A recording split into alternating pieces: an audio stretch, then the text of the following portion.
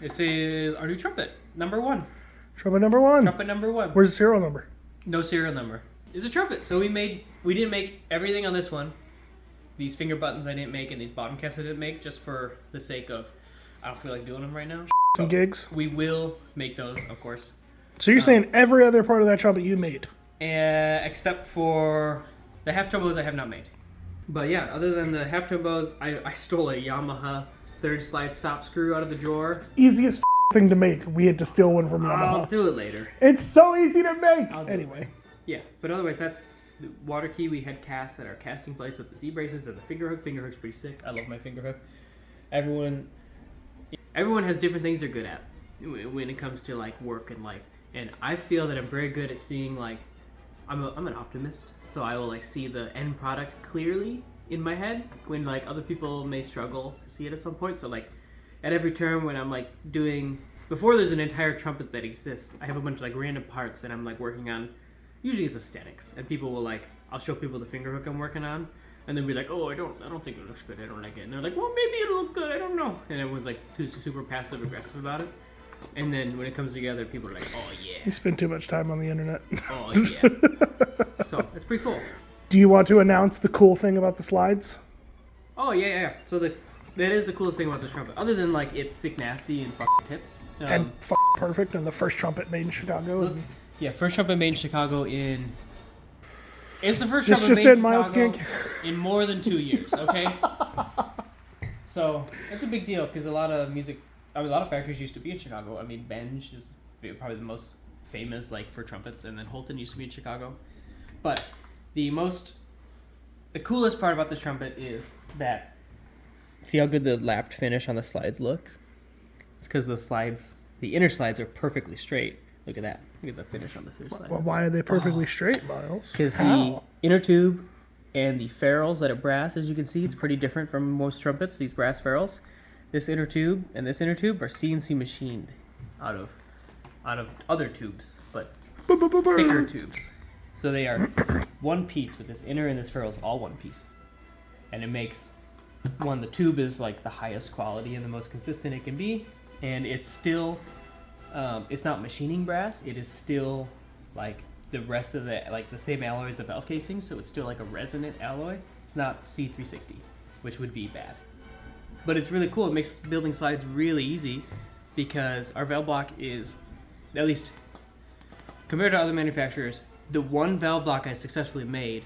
The knuckles are extremely accurate in terms of diameter and position. Like the span is all identical between the three, plus or minus like a thousandths. With measuring with calipers, they're the same. And when you have a valve block that's consistent with span, crooks that are consistent with span, but these mini ball crooks happen to be, and inner tubes that are dead straight and have counterbores that actually fit on your valve, building slides is actually easy. Like, I built these slides. And he doesn't know what that leads to. I'm not that good at, like, building. So, they turned out great. Like that. Pretty good. So, yeah, and it started with the second slide. This is the first one I did. So, it's the same way on here. The ferrule is the same as the inner, same piece. And I did this just because it's convenient. It's really easy to build compared to a traditional second slide. And then we were sitting there one day burning a bunch of garbage in the parking lot. As we do. And we were like, I was like, I usually just like sit there and then I'll be like, blah, blah, blah, blah, blah. And so we had the collective idea that it would be fucking sick if first and thirds were also CNC machine. We, the collective idea of Miles and his imaginary friend. Yeah. So.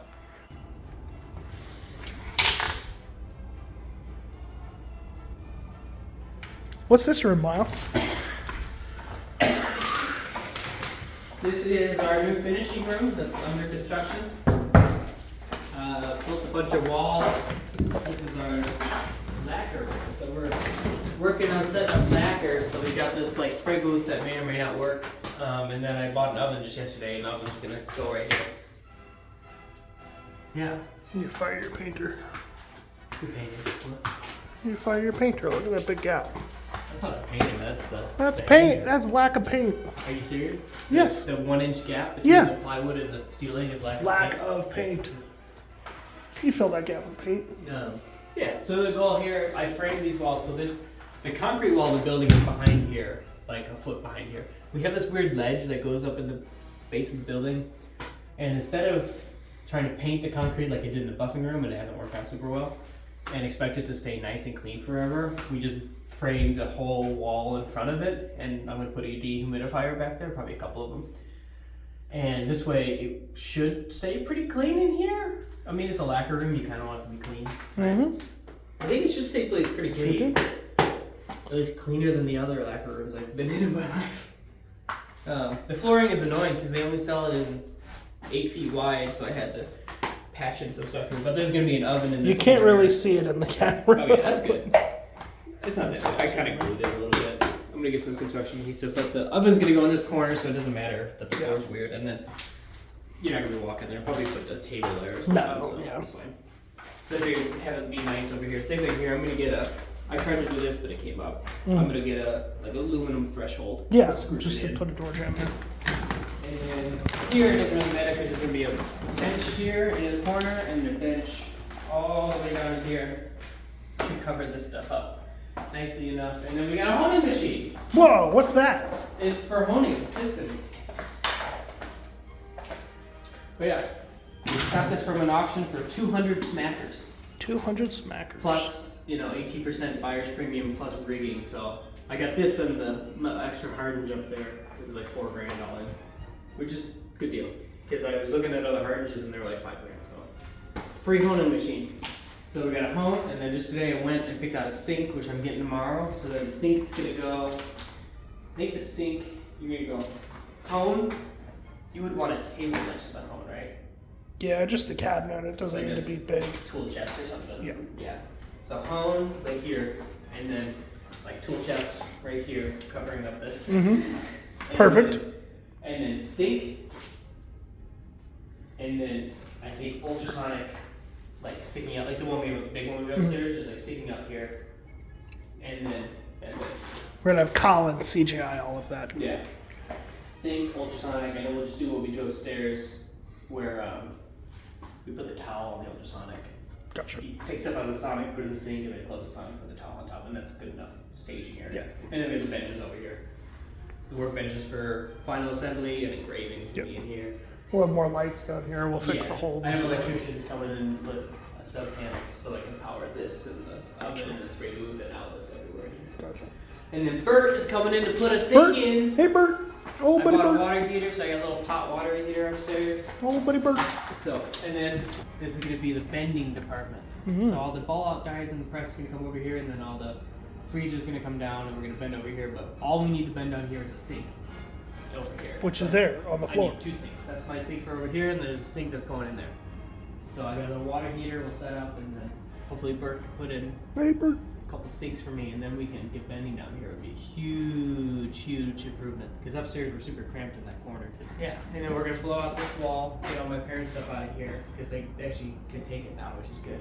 And then we'll have just open all the way to the front, and I can build my elevator. Dumb waiter. Build a dumb waiter. Pretty cool. Pretty So, cool. yeah, I put flappies there too. Keep some of the buffing dirt at bay. Yeah.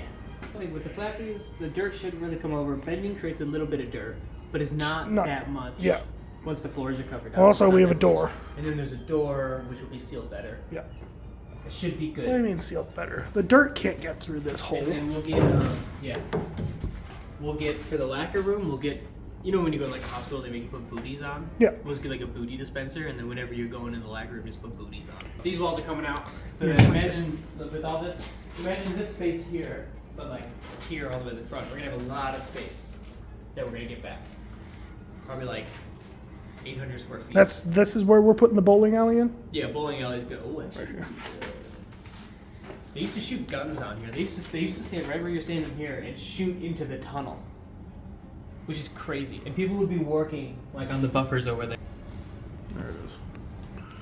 But yeah, it's pretty cool. And then we'll put I need to get a bunch of it. It's so expensive though. The metal, like shiny metal corrugated stuff. Mhm. And we put that on here, just make it look nice. Oh.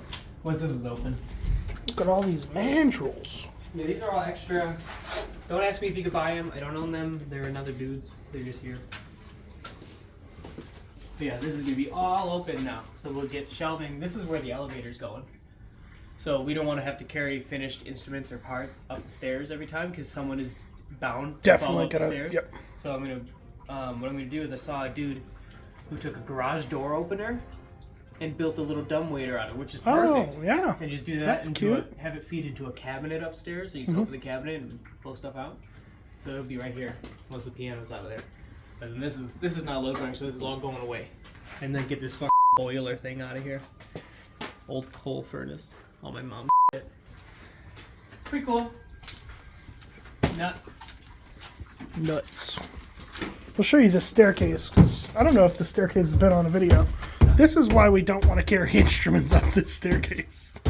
It's a little tight. A little tight. A little tight. Yeah, it should work out though, because we'll get rid of this piano. If anyone wants a free piano, you can have it, but no one wants a free piano. But you can't have the snack grinder one inside. You can't have that. It's fine. No. But then Does anybody have a snack grinder? We're trying to buy one. Yeah, right. We'll get a cabinet thing that the dumbwaiter feeds into, and then we'll put a sign on that says that if anyone tries to ride this, they're immediately fired, because it just feels like someone's gonna die. But Which is the best part? Beverly shirt. pretty cool. Pretty cool. I need sinks, so Bert, I need you. At Bert. I need you to come through, Bert. At old buddy Bert. I have faith in Bert. Look at all this shit. Got things organized. Look at we got signs telling us what's what. Look at all the rotors. Oh, road. Large bore rotor, large bore bass rotors. We got tuba parts. King receivers, flanges for lyres, flanges for potato lyres. chips. This is 1,000 flanges because we're making 1,000 lyre holders. Lyre. Con receivers, got a bunch of shilky rails, got a bunch of top caps for trombones, bunch of crooks, bunch of lever saddles, more rotor. These are casings for these rotors. Crooks, tubes. These are lyre. We got some done bits. These are for lyre holders, all lyre parted holders. up already. Yeah, these are done bits that are extra. We just shipped off a bunch of bits, so we're in full swing here. Bunch of bits. I got French horn rotors, French horn casings in progress. Look how sick. That's fucking sick. Isn't that sick? Little bamboo casings. Little bamboo casings. That's dope. The bamboo is iconic. You see the bamboos on the trumpet? Did the camera see the bamboos? Yeah, show them off. Show them off. So all the comments have been great, and we've had a lot of people playing. But yeah, look at the bamboos on the trumpet. Bamboozles. It's pretty sick. You really can't see it because of that shadow. Whoop. There we go. Bamboos. Yeah. Bamboo farmer right there. Everyone is like, Where's the spit valve? no, yeah, right. Oh my god. People don't say it looks like Fisher, but people say it makes them feel like they're looking at a Fisher. You know what I mean? Which is pretty cool. Oh god. Is that you? Are you Ready? ringing? Yui? Hello? Don't ask stupid questions.